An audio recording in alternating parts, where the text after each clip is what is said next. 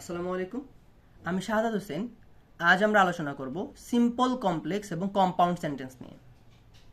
তো প্রথমেই simple, complex, compound sentence সম্পর্কে জানার জন্য আমাদেরকে ফাইনাইট ভার্ব এবং নন ফাইনাইট ভার্ব সম্পর্কে জানতে হবে। যদি আমরা লক্ষ্য করি, ফাইনাইট ভার্বগুলোর কথা আমরা এখানে লিখে রেখেছি। ফাইনাইট ভার্ব হচ্ছে আমাদের ভার্বের প্রেজেন্ট ফর্ম, যেটাকে আমরা সংক্ষেপে লিখেছি V1, ভার্বের পাস্ট ফর্ম, যেটাকে আমরা সংক্ষেপে লিখেছি V2, এবং আমাদের যত অক্সিলারি ভার্বগুলো আছে এই সবগুলোই ফাইনাইট ভার্বের অন্তর্ভুক্ত। অন্যদিকে যদি আমরা নন ফাইনাইট ভার্বের কথা চিন্তা করি, 2+V1, যেটাকে আমরা ইনফিনিটিভ বলি, এটা একটা নন ফাইনাইট ভার্ব। ভার্বের সাথে আইএনজি, যেটাকে আমরা জিরান বলি, সেটা একটা নন ফাইনাইট ভার্ব। এবং অন্যদিকে পার্টিসিপল, যদিও পার্টিসিপলের 3টি প্রকারভেদ রয়েছে। প্রেজেন্ট পার্টিসিপল, যেটাকে কিনা ভার্বের সাথে আইএনজি বলা হয়, সেটা পাস্ট পার্টিসিপল, যেটা V3, এবং perfect participle having plus V3। তবে আমরা এখানে সুবিধার্থে, বোঝার সুবিধার্থে 3টা ফর্ম 2+V1 ভার্বের সাথে আইএনজি এবং V3 এই 3টাকে লিখে রেখেছি, যাতে আমরা খুব সহজে নন ফাইনাইট ভার্বগুলোকে আইডেন্টিফাই করি। তো আসলে কেন আমাদের এই ফাইনাইট ভার্ব এবং নন ফাইনাইট ভার্বকে জানতে হবে সিম্পল, কমপ্লেক্স, কম্পাউন্ড শেখার জন্য, সেটা এখন দেখা যাক। প্রথমতই আসি আমরা সিম্পল সেন্টেন্সে। সিম্পল সেন্টেন্সের দিকে যদি আমরা তাকাই, তবে দেখতে পারবো শুধুমাত্র একটি সাবজেক্ট থাকবে এবং একটি ফাইনাইট ভার্ব বসতে পারবে। উদাহরণ হিসেবে যদি আমরা দেখি, এখানে একটি সেন্টেন্স দেওয়া রয়েছে, during his childhood he use to play cricket. এই সেন্টেন্সটির দিকে যদি আমরা লক্ষ্য করি, তবে দেখতে পারবো এই সেন্টেন্সটিতে শুধুমাত্র একটি সাবজেক্ট রয়েছে, যেটি হচ্ছে হি, এবং অপরদিকে ইউজ টু একটি মডেল অক্সিলারি ভার্ব, যার সাথে প্লে মেইন ভার্বটা যুক্ত হয়ে একটি ফাইনাইট ভার্ব গঠিত হয়েছে। অর্থাৎ এই সেন্টেন্সটিতে শুধুমাত্র একটি সাবজেক্ট এবং একটি ফাইনাইট ভার্ব রয়েছে। তাই আমরা এই সেন্টেন্সটিকে একটি সিম্পল সেন্টেন্স বলতে পারি। এরপর আসা যাক কম্পাউন্ড সেন্টেন্সের দিকে। কম্পাউন্ড সেন্টেন্সে দুইটি সাবজেক্ট এবং দুইটি ফাইনাইট ভার্ব বসবে।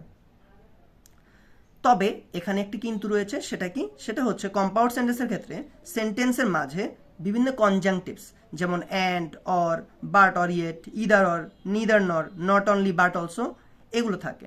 এই কনজাংটিভসগুলোকে অবশ্যই সেন্টেন্সের মাঝে ব্যবহার করতে হবে, তবেই সেন্টেন্সটি কম্পাউন্ড সেন্টেন্স হিসেবে পরিগণিত হবে।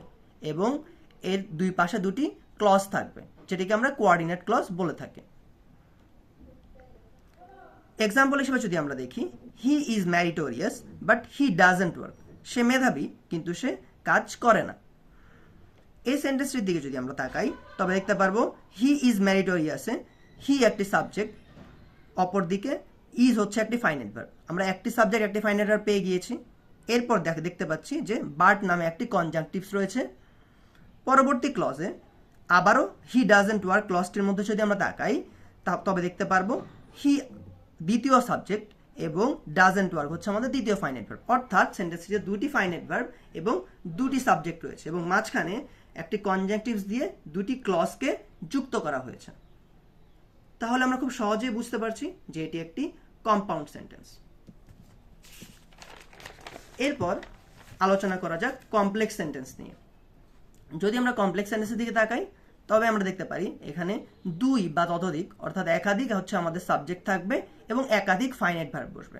তবে এখানে লক্ষণীয় বিষয় হচ্ছে আমাদের সাবজেক্টের সংখ্যা যে কয়টা হবে, ফাইনাইট ভার্বের সংখ্যা অবশ্যই সেই পরিমাণ হতে হবে। অর্থাৎ যদি আমাদের 3টি সাবজেক্ট থাকে, তবে 3টি ফাইনাইট ভার্ব ব্যবহার করতে হবে। আর ফাইনাইট ভার্ব কি, সেটা তো আমরা আগেই জেনেছি। ফাইনাইট ভার্বগুলো হচ্ছে ভার্বের প্রেজেন্ট ফর্ম, ভার্বের পাস্ট ফর্ম এবং আমাদের যত অক্সিলারি ভার্বগুলো রয়েছে।